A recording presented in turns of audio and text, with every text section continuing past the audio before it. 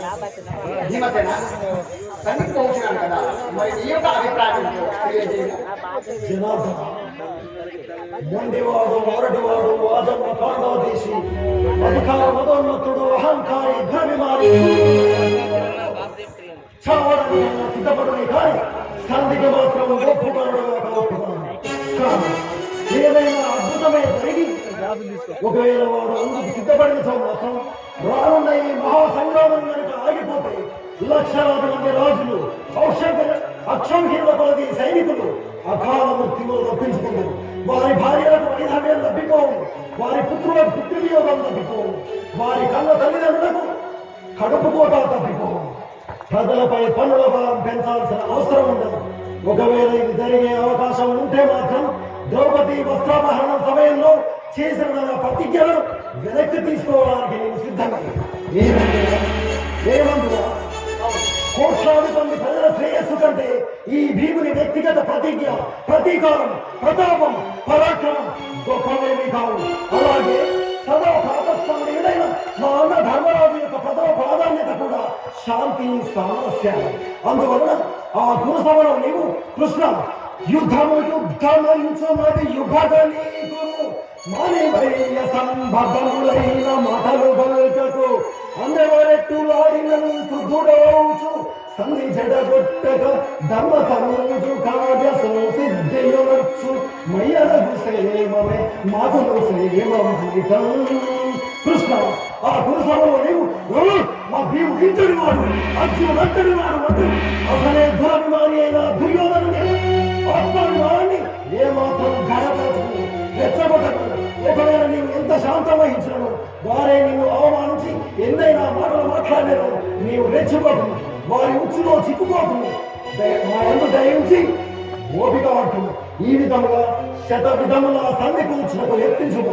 మొన్నటి వరకు మా తండ్రి పండురాజే పరిపాలించిన ఈ రాజ్యానికి ప్రస్తుతం ఆ ధృతరాష్ట్రుడే పెద్ద కాబట్టి తన పెద్దరికాన్ని నిలబెట్టుకుంటూ తన సుతులతో సమానంగా మాకు సగం రాజ్యాన్ని సామరస్యంగా పంచి ఇవ్వమని తన విహితం చెప్తుంది. అందుకు మనం అంగీకరిస్తారని. ఒకవేళ అంగీకరిస్తే అప్పుడు మాత్రమే తెలుసుకోవాల్సిన విషయం మరొకటి కూడా ఉన్నది. ఇల్లు కదాని పండుగ కాదన్నట్లు ఇన్నాళ్ళు మావైన అర్ధరాజ్యములు తేరగా వారే అనుభవించి తిరిగి మాకే ఇచ్చి చేసినంత మాత్రమే సంధి కుదిరినట్టు కాదని కూడా తెలియజెప్పదు. ఆనాడు ఏ నిండు సభలోనైతే మా పాంచాలని పరామర్శించారో అదే నిండు సభలో పట్టమనిషిగా మా పాంచాలి ధర్మరాజు సమేతంగా సింహాసనాన్ని అధిష్ఠించుండగా ఆనాటి పరాభవ పాపానికి ప్రాయశ్చిత్తంగా ఆ దుర్యోధన దుశ్శాసనుడు ఆ ద్రౌపది పాదాలపై మోకరిల్లి తమకు ప్రారంభించ పెట్టమని ప్రార్థిస్తూ క్షమాపణ కోరవలసి ఉంటుందని కూడా తెలియజెప్పింది. అప్పుడు మాత్రమే సంధి కుదిరినట్టయి స్పష్టం చేయదు. కానీ ఇలా అర్ధరాజ్యంలో మంచి ఇచ్చినకు ఆ ఆంధ్రరాజు అంగీకరింపడేని, ఈ క్షమాపణ చెప్పినకు ఆ దుర్యోధన దుశ్శాసనుడు సమ్మతించలేని, అప్పుడు మాత్రం నా ప్రతిజ్ఞలు ఫలించక తప్పవని హెచ్చరించము.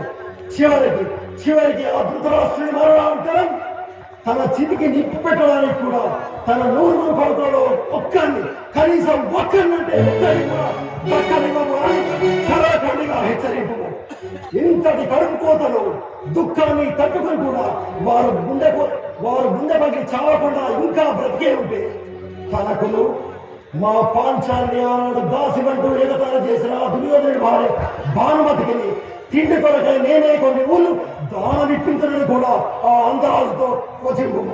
మురహరి నా మాట నిట్టులా తెలుపుము చాలా, మురహరి నా మాట నిట్టులా తెలుపుము చాలా,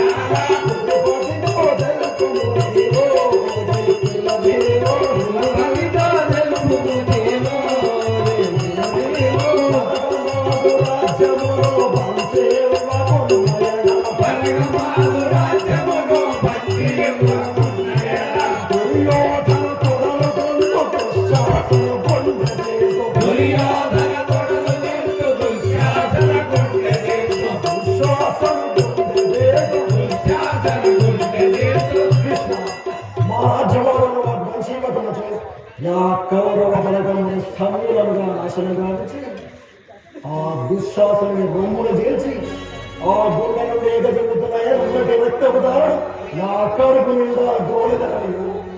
ఆ దుర్యోధనుని తొడలను నా గదాయుధమును నుంచును మా శిరమును నా పాదమున కాదు కాదు నా ఎడవ పాదమున హెచ్చరిక నీవన్నట్టు నేను రచించను.